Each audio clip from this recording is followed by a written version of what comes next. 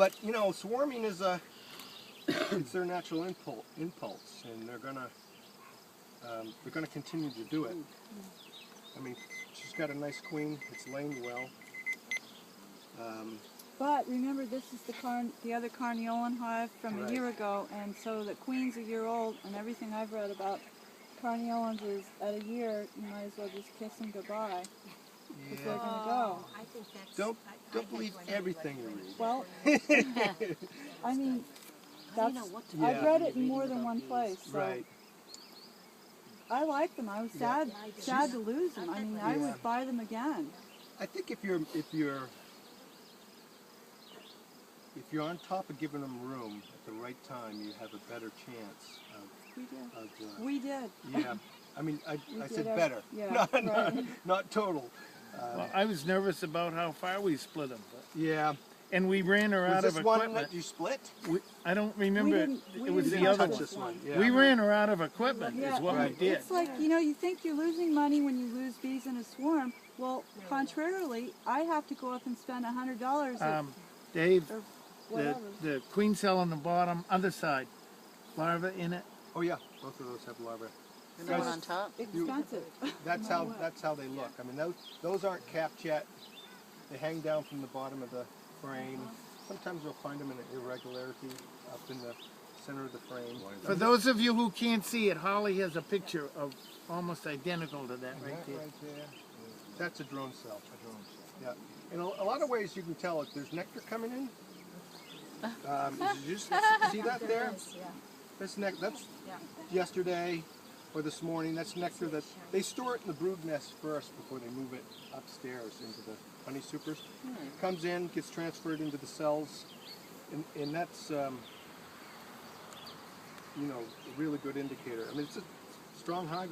It's busting. Maybe we could, I don't know. What do you want to do? Let it swarm. Let it swarm. I don't have the equipment right now. We can cut every cell. That we've got a laying queen. If you go frame by frame and cut every cell, you're going to hold it for 10 days. And by then the honey flow will be a little bit more established. Perhaps they won't swarm. Well, if you're up for it, because... Sure. I mean, it's the thing is, if you miss a cell, you know, basically you have to go. I mean, there were some in the bottom of those frames there. You have to go to every place where the queen is, where they've started something. And Why do they start so many? oh, is that one emerging?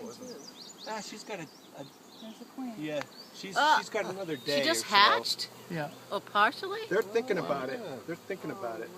Wow. Mo, can you turn around? There's a camera over your head. Anybody need a queen? Wow. She fully developed? Neat. She needs that last day. Yeah. What the heck? They might have been thinking about swarming today.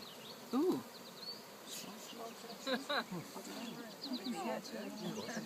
It's funny because she's got eggs in here, and what happens is they'll put the queen on a diet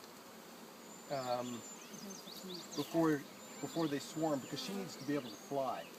So she needs to reduce in size a little bit. So that's why if you catch a swarm,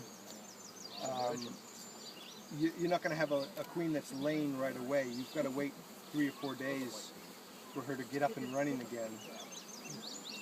I'm just checking here. I do see eggs. But that's way close. You know, that's. Oh. It's making me double think when I see one that close to, you know, emerging. Because you don't want to, you know, you don't want to mess with Mother Nature. Well, all right, we'll leave it. Let's leave them. I mean, do you have any empty boxes? No, that's the problem. You know any beekeepers that might have an Anybody know bees? Go get a bucket. The thing with swarming is it also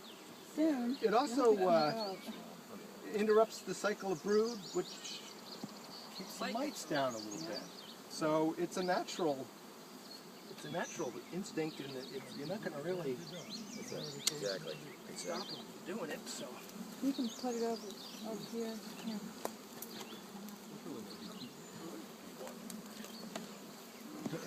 Oh, feed it. Feed Until it. you open the hive, then you feed it.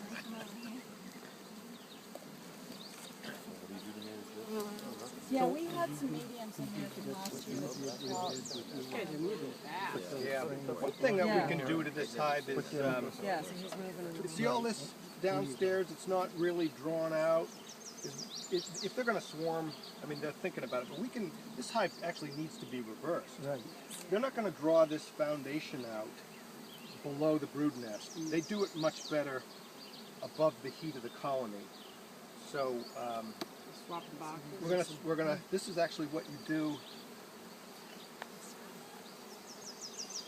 early spring, but I we're had gonna. reversed those in the early spring. Yeah. This is what we're still looking at from that. This box was on top, and Right. so this is what they wintered. yeah. They're upstairs in this, but they still have comb to draw there. So we're gonna put that. We're gonna flip these around. And there's a. Got a lot of drones. There were a fair amount upstairs.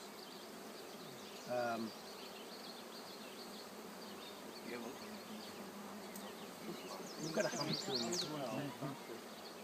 Dave, could you say that again, what you're doing? What's that? Could you say again what you're seeing and doing?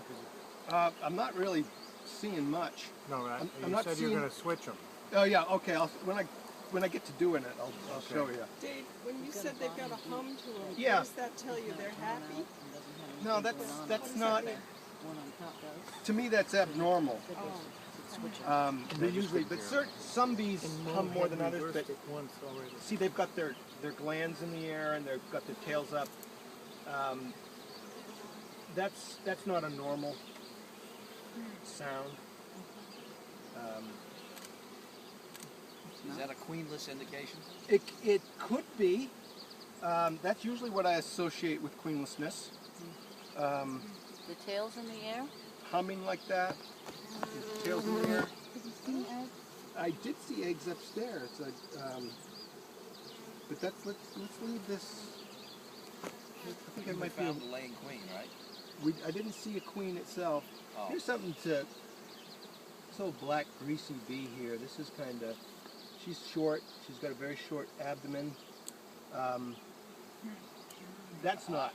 She's got tattered wings. She's quite old. But when they get short like this one here, she's way short. It's usually they're malnourished or they're been sucked on by mites when they're developing. So they don't.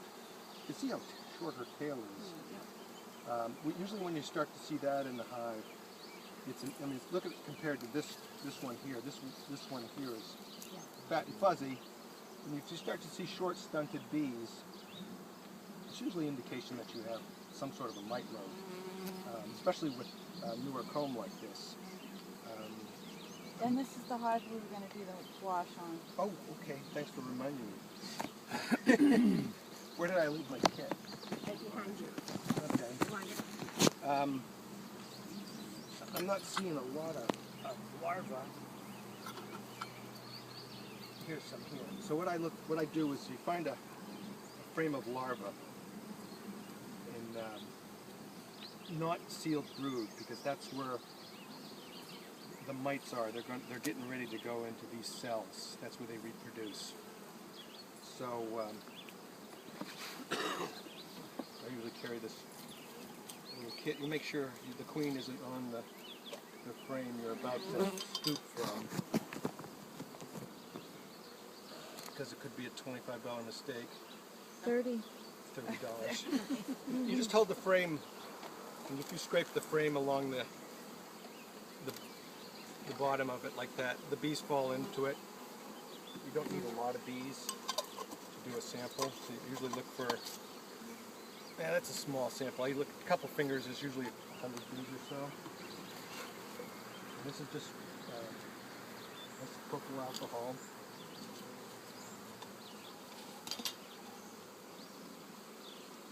buy Cruel World. Yeah.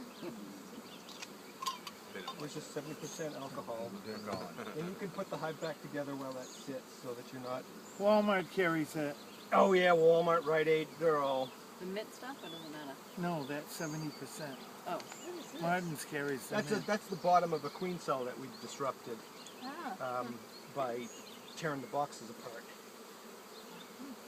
So we're going to just put this box, this is a typical fall maneuver, we're just going to put this one on top, basically because the foundation up here, they'll draw out a little better if it's above the heat of the brood.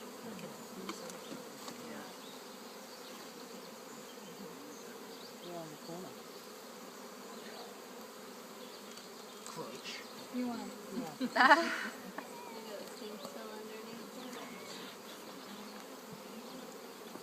Another thing too is, you know, this box here, if you're into the hive and you're already doing it, this super here is full.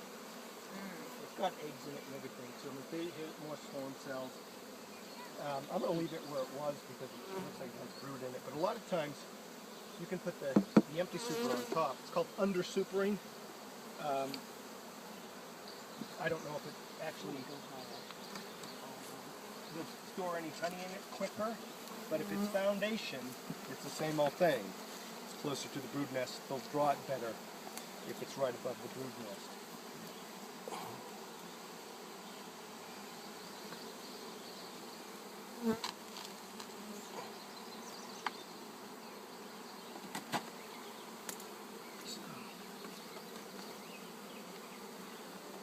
You know, it's amazing with she didn't treat these hives last fall for mites, and there's no signs of virus. I mean, we looked at these, and I guess it was September. It was right. Right? Yeah. And there were tons of mites on them. So what I do is just give these guys a little shake to dislodge the mites. They got 8 mesh hardware cloth in another lid, and you just swap them out. And that enables the mites to fall through the screen, leaving the bees behind.